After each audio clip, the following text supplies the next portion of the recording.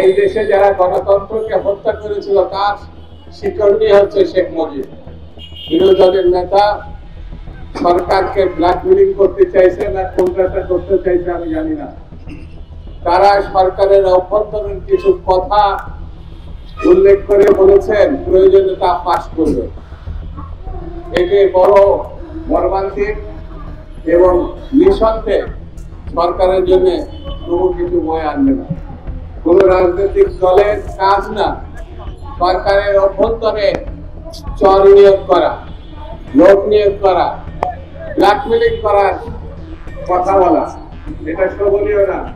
গণতন্ত্রের জন্য আইনের শাসনের প্রেক্ষিতে এটা পানিশমেন্ট যোগ্য, এটা বেআইনি।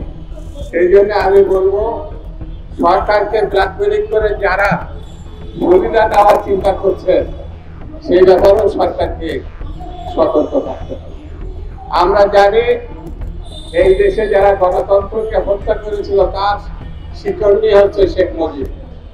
৭২-৭৫-এর কথা স্মরণ করলে দেখবেন শেখ মুজিবুর রহমান সাহেব গণতন্ত্রের স্বাধীনতার কথা বলে ৩ বছরে বাকশাল গঠন করেছিলেন, রক্ষী বাহিনী গঠন করেছিলেন, ৪০ থেকে ৫০,০০০ নেতা কর্মী বিরোধী দলের নেতারা